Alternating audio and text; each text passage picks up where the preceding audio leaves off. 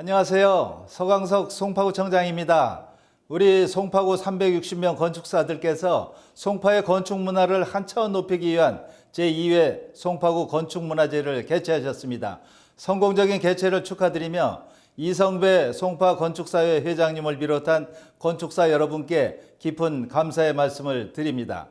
이번 문화제는 과거의 문화유산과 현대의 건축을 조화시키는 관점에서 우리 송파의 한성백제 유적지인 풍납토성, 몽천토성, 석촌고분 등을 둘러보고 도시건축 전문가 분들의 눈으로 한성시대 백제문화유적지를 품고 있는 송파를 바라보면서 오늘의 건축과 어떻게 조화를 시켜야 할지를 고민하는 자리라고 하는데요. 어떤 이야기들이 나올지 저도 기대가 큽니다. 세계 4위의 123층 고층 빌딩과 최고의 아파트들, 그리고 과거의 한성백제 시대의 문화재가 공존하는 송파구만의 특색 있는 건축 문화의 조성을 위해서 우리 송파구 건축사의 여러분들이 해안을 보여주실 것으로 생각합니다. 송파구 건축 문화제가 한성백제 문화제처럼 송파구를 대표하는 멋진 건축 문화 축제로 자리 잡을 수 있도록 송파구도 여러분과 함께 최선을 다하겠습니다. 감사합니다. 안녕하십니까. 반갑습니다. 서울특별시 건축사회 회장 김재로입니다. 맑고 청명한 하늘이 아름다운 11월에 역사의 도시 송파구에서 송파 구민과 함께하는 2022 송파 건축문화제 개최를 진심으로 축하드립니다. 송파구 건축문화제 개최를 지원하고 격려해 주신 서광석 구청장님께 깊은 감사를 드리며 아울러 물신양면으로 지원해 주신 정광순 도시현대화 국장님, 김계성 건축과장님과 관계자 여러분께도 감사드립니다. 행사를 준비하고 개최일까지 많은 어려움이 있는 상황에서도 행사의 성공적인 개최를 위해 힘써주신 송파구 건축사회 이성배 회장님과 준비위원님들의 노고에 감사와 치하의 말씀을 드립니다. 송파구는 한성백제의 도읍지로 유서 깊은 도시이며 풍납토성과 몽천토성, 석촌고분 등 역사적 가치가 높은 유적지와 유물들이 산재해 있습니다. 이번 송파구 건축문화제는 이러한 송파구 건축문화제의 의미와 가치에 대해 널리 알릴 뿐 아니라 역사와 미래가 공존하는 도시 송파가 되기까지 그동안 노고가 있었던 송파 구민과 건축사들의 무수한 노력을 재조명하고 앞으로 나아가야 할 방향과 역할까지 제시하고 있습니다. 이번 건축문화제를 통하여 많은 건축사들이 자긍심을 갖고 먼 미래까지 그 가치를 전해주시기 바랍니다. 다시 한번 제2회를 맞는 송파구 건축문화제의 성공적인 개막을 축하드리며 송파구 건축사회와 송파구의 무궁한 발전을 기원하겠습니다. 감사합니다. 안녕하십니까. 송파구 건축사회 회장 이성배 건축사입니다. 저희 송파구 건축사회가 속한 송파구 일대는 약 2000년 전에 세워진 백제의 첫 수도인 한성이 자리했던 곳입니다. 이곳 풍납토성은 한성 백제 시기 평상시 왕이 거주하던 왕성이었다고 합니다. 한성 백제 500년의 역사와 문화를 가진 우리 송파구는 과거와 현재가 공존하는 아주 독특한 도시경관을 보여주고 있습니다. 송파구의 미래 모습 또한 한성 백제의 역사를 빼고 생각할 수는 없을 텐데요.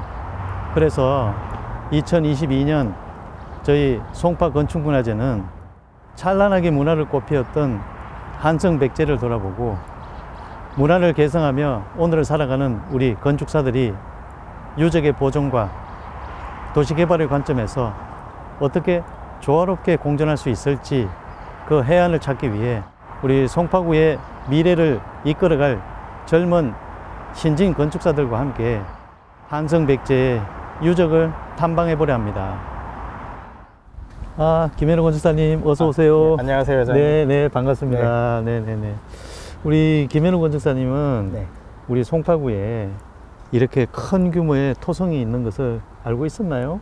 아, 예. 제가 오늘 조금 아침에 일찍 도착해서 저기 공원까지 한 바퀴 걸어서 지금 갔다 와봤는데요. 네. 지금 저는 이렇게 규모가 큰 줄 모르고 갔다가 다시 오느라고 좀 애먹었습니다. 아유, 힘들었겠네. 예. 근데 제가 오다 보니 안내 표지판에 네. 여기 토성의 원래 둘레 길이가 3.5km나 되는 문화재라고 맞아요. 하던데 맞나요? 네네. 이곳은 국가 지정 문화재고요. 네.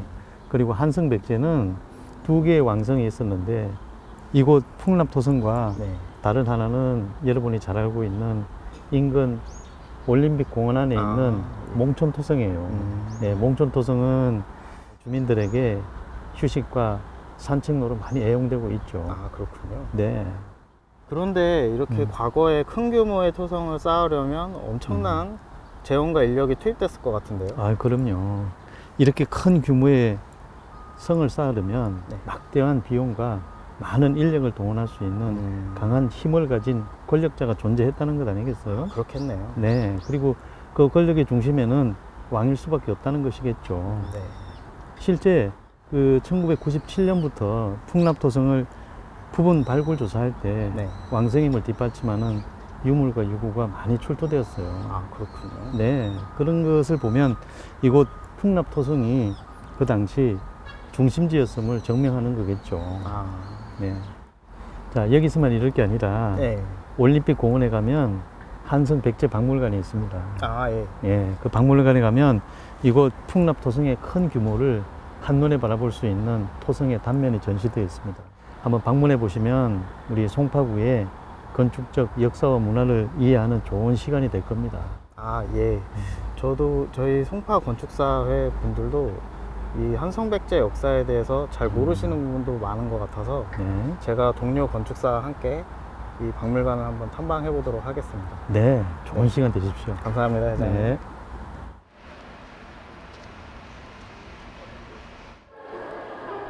박순영 건축사님. 아, 김현우 건축사님, 안녕하세요. 먼저 와 계셨네요.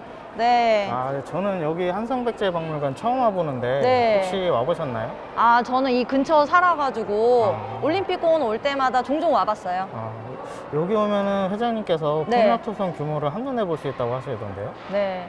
아마 들어오시면서 보셨겠지만 이 뒤에 보이는 이 벽이 풍납토성의 동남쪽 흙벽을 얇게 떼어서 만든 전사벽이라고 하더라고요. 아, 이게 거의 건물 4층 높이 정도는 돼 보이고 네. 이 최대 너비가 높이 한 4배는 돼 보이네요. 엄청 크죠. 이게 단면으로 보니까 더 커 보여요. 네. 저도 올 때마다 이 규모에 항상 놀라는데 이 풍납토성은 많은 인력, 높은 경제력, 발달된 축조술 이 세 가지가 모두 필요한 아주 큰 토목 사업이었을 거예요. 그 당시 백제의 힘과 기술력이 어느 정도였는지 유추해 볼 수 있는 아주 좋은 자료라고 할 수 있죠. 그런데 제가 또 한 가지 궁금했던 점은 네. 여기 풍납토성은 흙으로 쌓아서 만든 토성이라 부르는데 그렇죠. 몽촌토성도 같은 공법으로 축조가 된 건가요? 아, 아니에요. 모든 토성이 이 풍납토성처럼 평지에 이렇게 쌓아서 만든 성은 아니었고요. 지금 박물관 밖에 있는 몽촌 토성 같은 경우에는 남한산성에서 이어져 내려온 자연지형을 활용한 성곽으로 풍납토성보다는 더 적은 인력과 물자를 들이고도 성을 쌓을 수 있었던 거죠. 아, 그러면 몽촌토성은 요즘 말로 자연 친화적인 토성이네요. 그렇다고 할 수 있겠죠. 아. 여기 2층에 모형이 있는데 그걸 보면서 제가 조금 더 자세히 설명드릴게요. 네, 가시죠. 보러 가시죠. 여기 이 모형의 가장 큰 물길 보이시죠? 네. 이게 바로 한강의 백길인데요. 이게 백제 시대는 중국, 일본 등과 활발한 무역을 했던 나라이기 때문에 이 한강변에다가 거점을 잡는 게 아무래도 유리했을 거예요. 아, 그러면 이렇게 백길이 닿는 한강변에 인위적으로 토성을 쌓아서 그렇죠. 외부의 침입은 막고 동시에 교육은 활발하게 할 수 있는 그런 장소를 찾은 거네요. 아무래도 이 한강변에 거점을 마련했던 풍납토성을 주요 성으로 사용을 하고 저 뒤에 있는 몽촌토성은 네. 비상시나 전쟁 시에 왕의 도피처로 사용했다는 설이 가장 유력해요.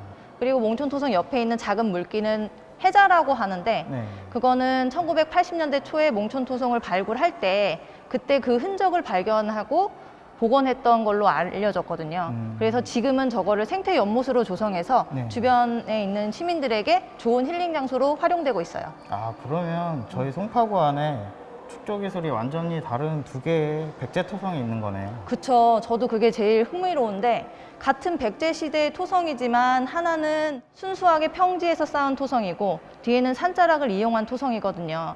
이 쓰임새와 축조술이 과거와 현재에 이르기까지 굉장히 다른 모습을 보여주고 있어요. 조금 놀랍게도 처음부터 지리적으로 상호 보완 역할을 해주는 그런 장소를 찾은 걸 보면 네. 그 당시 선조들도 지금처럼 계획적인 도시를 개발한 거네요. 그쵸. 그렇다고 할 수 있죠. 한 가지 더 흥미로운 점은 두 토성에서 발굴되는 유물만 봐도 굉장히 흥미로워요. 풍납토성 같은 경우에는 주로 백제시대 유물만 주로 발굴되고 있는데 몽촌토성 같은 경우에는 백제, 고구려, 통일신라에 이르기까지 굉장히 다양한 유물들이 발굴되고 있거든요. 그래서 아마 몽촌토성은 과거부터 현재에 이르기까지 굉장히 다양한 모습으로 저희한테 이제 사용되어져 왔다는 증거죠. 네. 그리고 현재 몽촌토성 같은 경우에는 송파구에서 가장 큰 종합 테마공원으로서 서울 시민들에게 널리 애용되고 있고요. 아마 몽촌토성을 지금의 올림픽공원으로 조성하지 않았다면 현재 풍납토성 모습과 크게 다르지 않았을 거예요. 네. 여기 보이는 이 항공사진이 1972년도에 풍납토성과 몽촌토성을 찍은 사진인데요. 그 당시까지만 해도 풍납토성의 외벽이 뚜렷이 남아있는 거를 볼 수 있어요. 네. 근데 굉장히 안타깝게도 현재 항공사진을 보시면은 서울의 인구 집중과 그로 인한 개발로 인해서 저희가 풍납토성이 문화재임을 알아차리기도 전에 일부가 훼손된 사진을 볼 수 있죠. 그 당시만 해도 문화재 보존에 대한 인식은 높지 않았던 것 같아요. 네. 개인적인 생각인데 네. 풍납토성이 70년대 문화재 보호구역으로 지정이 됐었다면 네. 아마도 해미흡성이나 나간흡성보다 더 멋진 모습이지 않았을까 생각이 드네요. 네, 그럴 수도 있었겠네요. 오늘 이렇게 토성을 다 둘러보니까 저희가 설계하는 건축물이나 도시 계획이 네. 미래 세대에 끼치는 영향이 굉장히 큰 것 같아요. 네, 그래서 저희가 앞으로 일을 할 때도 어떤 책임감이나 의무감을 가지고 좀 더 열심히 임해야겠다는 생각이 드네요. 지금까지는 백제 토성 2개를 알아봤고요. 네. 그러면은 송파구에 저희가 백제 시대의 고분도 있으니까 그것도 한번 같이 둘러보러 가보실래요? 네, 가보시죠. 네. 여기가 바로 석천고분군이에요. 여러 복원된 고분 중에 특히 저 뒤에 보이는 저 고분이 한 변의 길이가 한 50m 정도 되는 정사각형의 돌무지라고 하더라고요. 그래요? 네. 백제의 기술력을 생각하면 규모 면에서도 굉장히 놀랍지만 저 돌 하나하나 다 보이시죠? 저 돌을 일일이 하나하나 다 가공해서 정성스럽게 얹은 걸 생각하면 저 안에 묻히신 분은 굉장히 높은 지위의 사람이었을 거예요. 맞아요. 저도 백제시대 왕이나 귀족 무덤이라고 들었어요. 석천고분 주변에 건축사 사무실이 많이 있어서 저도 몇 번 와봤는데, 그런데 저기 지하차도가 있지 않나요? 네. 왜 힘들게 무덤 아래에 지하차도를 만들었을까요? 그거는 한 1987년도 정도의 한 항공사진을 보시면 훨씬 더 이해가 빠르실 거예요. 과거의 도로는 이제 석촌고분을 관통했지만 현재는 지하차도로 변경을 해서 도로의 기능은 유지시키되 석촌고분 안에 사람들은 잘 왕래를 할 수 있도록 끊어졌던 고분을 하나로 복원하는 노력을 통해서 지금 현재 저희가 온전한 고분을 볼 수 있게 된 거죠. 정말 다행인 일이에요. 석촌고분 주변의 주민들은 이렇게 공원처럼 산책도 많이 하시고 지금 건물이 없이 주변이 시야가 넓게 트여 있어서 좋아하시던데, 역사와 공존하는 방식이 어떤 건지 대표적인 예로 볼 수 있을 것 같아요. 맞아요. 석촌고분이 이렇게 지역 주민들에게 사랑받는 이유는 아마 공원처럼 쉽게 접근할 수 있는 게 가장 큰 이유일 거예요. 앞에서 살펴본 두 토성도 그렇고 지금 이 석촌고분을 보면서도 드는 생각인데 저희가 문화재라는 거에 대해서 다시 한번 생각을 해봐야 될 것 같아요. 그러니까 개발이냐 보전이냐 뭐 이런 두 개의 경계를 칼로 자르듯이 막 이렇게 구분질 게 아니라 이렇게 공간은 시민들한테 이용할 수 있도록 개발을 하되 문화재는 보존을 할 수 있는 어떤 두 경계를 유연하게 할 수 있는 그런 방법들을 계속 고민해 봐야 될 것 같아요. 그렇네요. 이렇게 문화재가 단순히 바라만 보는 대상이 아니라 저희 몽촌토성이나 석촌구분처럼 역사적 가치는 높이고 맞아요. 이제 사람들에게는 더 친근하게 다가갈 수 있도록 저희 건축사들이 도시와 건축을 고민하는 데 있어서 중요한 부분인 것 같습니다. 네, 저희가 이제 송파구에 이런 문화재들이 굉장히 많이 있잖아요. 그러니까 이제 송파구의 건축사 분들과 이런 지역 문화재와 어떻게 공존을 해야 되는지, 또 그 안에서 저희 송파 건축사가 할 수 있는 역할은 뭔지, 이거를 저희 송파구 건축사의 부회장님을 만나서 좀 더 자세한 설명을 한번 들어볼까요? 네. 네, 여기는 가을 정취가 만연한 풍납토성 내 백제문화공원에 와 있습니다. 여기서 부회장님을 모셔볼게요. 어서 오세요. 예. 안녕하세요. 송파구 건축사의 부회장을 맡고 있는 이현석 건축사입니다. 송파 건축문화재를 우리 신진 건축사들과 함께 할 수 있게 되어 기쁘게 생각합니다. 예, 부회장님, 저희가 앞에서 살펴본 것 같이 우리 송파구에는 많은 백제 문화 유적이 있어서 지역 주민들에게 큰 자부심과 문화 콘텐츠를 제공하고 있는데요. 그런데 문화재 주변 지역에서 건축 행위를 해야 할 때 고려해야 할 사항들이 있다고 하던데 어떤 것들이 있을까요? 우리 송파구는 한성 백제의 아름다운 문화 유적지와 현대적인 도시 문화가 어우러져 있습니다. 따라서 이러한 것들이 공존하기 위해서 문화재 주변에서 건축 행위를 할 때는 일반적인 건축 관련 법규 외에도 문화재 보호법과 문화재 보호조례 등이 있습니다. 이 법에서는 문화재 주변을 권역별로 나누어 건축물의 높이, 재료, 색채 등에 대해서도 규제를 하고 있는데요. 안각 27도라는 말 많이 들어보셨죠? 네.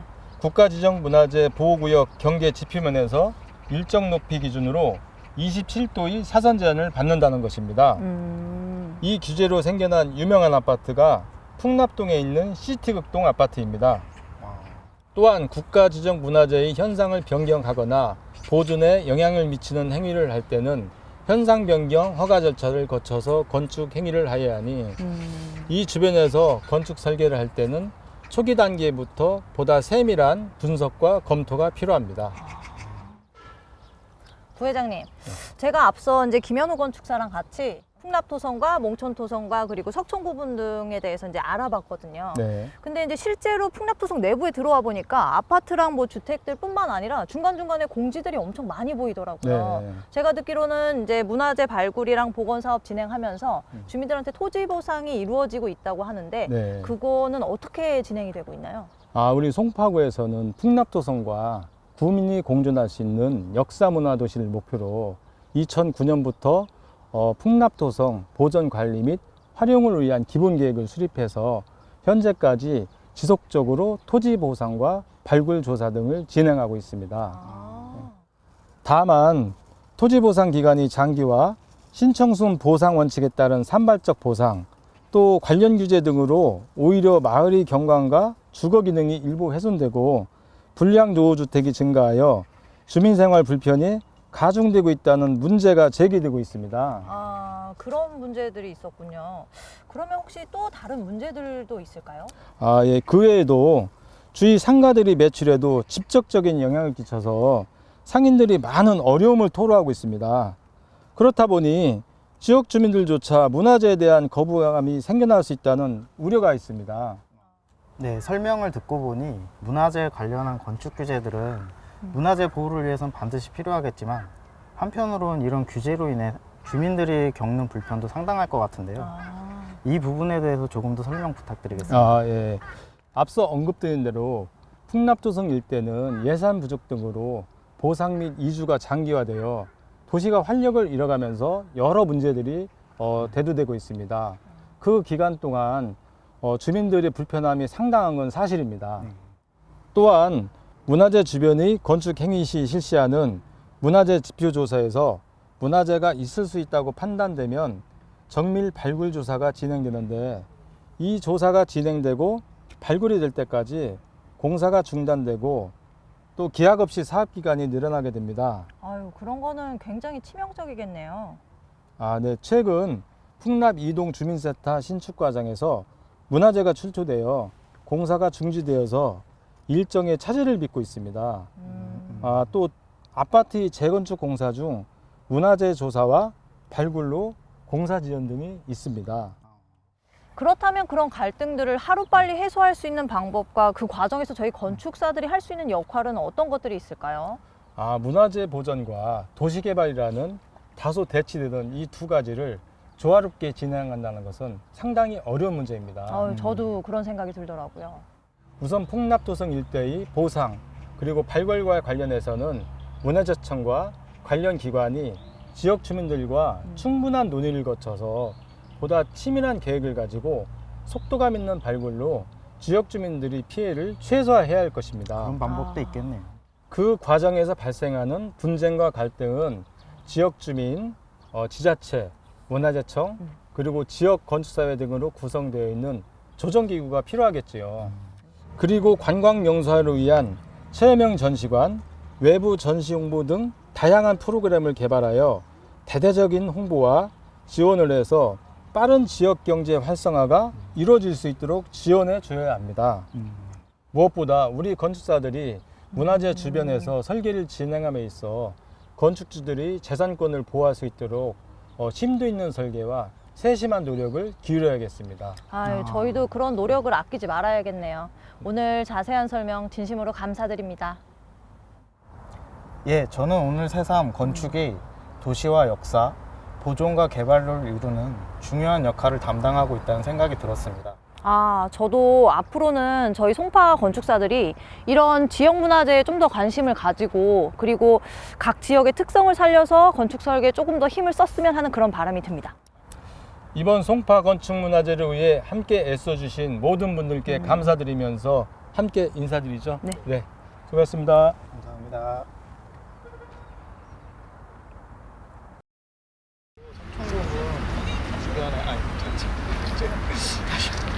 금번 2022년 저희 송파 건축문화재를 위해 애써주신 모든 분들에게 고마운 마음을 전합니다. 고맙습니다.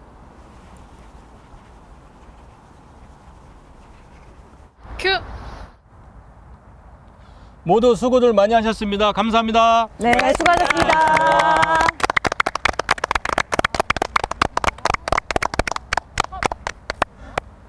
와우. 너무 긴장돼.